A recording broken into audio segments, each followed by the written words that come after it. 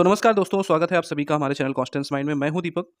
UGC net जून 2025 का application आज 16 अप्रैल से स्टार्ट हो रहा है। एप्लीकेशन स्टार्ट हो चुका है, इसकी नोटिफिकेशन एनटीए की ऑफिशियल वेबसाइट पर आ चुकी है। इस बार इस एप्लीकेशन की खास बात यह है कि अगर आपको पीएचडी करना है, आपको अगर 2025 में पीएचडी के लिए अप्लाई करना है कहीं भी, तो आपको 60 टू 90% ये चांस रहेगा कि बिना नेट के एप्लीकेशन आप नहीं कर पाओगे। यानी कि आपको, अगर आपने पिछली बार जेआरएफ वगैरह नहीं क्वालिफाई किया है, तो इस बार आप ये नेट एग्ज़ाम का एप्लीकेशन यूजीसी नेट का ज़रूर भरें, तभी आपको पीएचडी में एप्लीकेशन या एडमिशन लेना पॉसिबल हो पाएगा। ठीक है? तो यूजीसी नेट का आज का ये नोटिफिकेशन आया हुआ है, आज ही आया है 16 अप्रैल को। तो ये आप देख सकते हैं, इसमें जो एप्लीकेशन स्टार्ट हो रहा है वो 16 अप्रैल से 7 मई 2025 तक रहेगा। यानी कि आप इसमें 7 मई तक ऑनलाइन एप्लीकेशन कर पाएँगे और लास्ट डेट जो फीस सबमिशन की रहेगी वो 8 मई तक है। ठीक है? करेक्शन विंडो भी आगे ओपन होगा 9 और 10 मई को, और एग्ज़ाम सेंटर सिटीज़ का अनाउंसमेंट आपका बाद में इसकी डेट्स बताई जाएगी। डेट ऑफ एग्ज़ामिनेशन टेंटेटिव है 21 जून से 30 जून तक। तो इस बार ये जो एनटीए का नेट का एग्ज़ाम ये है, बहुत टाइमली आया हुआ है, तो आपको इसमें ज़्यादा टाइम नहीं मिलेगा। यूजीसी नेट की इस एप्लीकेशन में जैसे आप अप्लाई करोगे, तो किन-किन कैटेगरियों में रहेगा, क्या डिटेल्स है, वो सारी डिटेल्स सब्जेक्ट के साथ आगे हम डिस्कस करेंगे। अगर आप इसमें अप्लाई कर रहे हैं, तो इसमें आपकी हेल्प के लिए ओली बोर्ड जो है, वो पेपर 1 का free all India weekly live test every Saturday Sunday कराता है, जिसे आप जॉइन कर सकते हैं। इसमें आपको ऑल इंडिया रैंकिंग भी देखने को मिलेगी, आंसर की और डिटेल सॉल्यूशन आपको मिलेगा। एआई पावर्ड परफॉर्मेंस एनालिसिस भी अपना कर सकते हैं कि आपका किस तरह का परफॉर्मेंस है, आप अपने आप को जांच सकते हैं। ये पेपर 1 के लिए है। इसके लिए आप वेबसाइट पर जाएँगे, ये किसी प्रकार का यहाँ पर चार्ज नहीं है, फ्री है।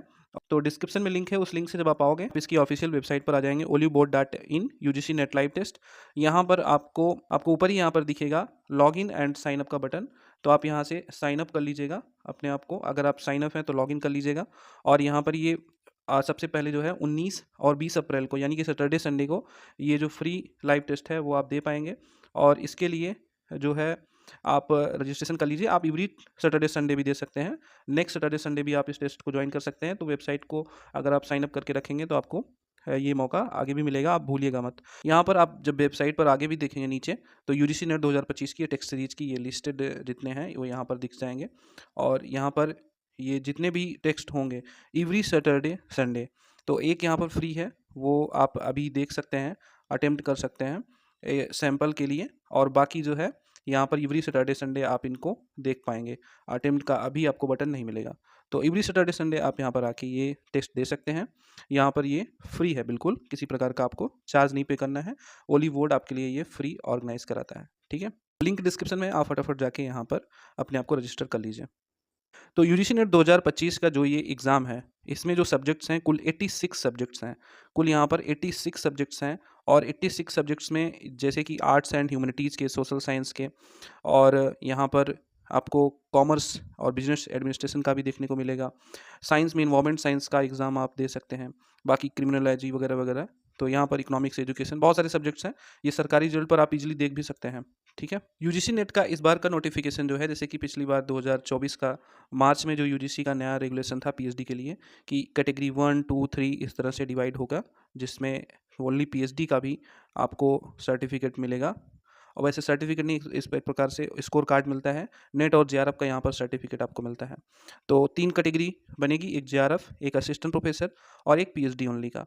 तो ऊपर से जो जेआरएफ क्वालीफाई होगा वो तीनों में क्वालीफाई रहेगा। नेट क्वालीफाई अगर होगा तो ओनली पीएचडी के लिए वो क्वालीफाई है।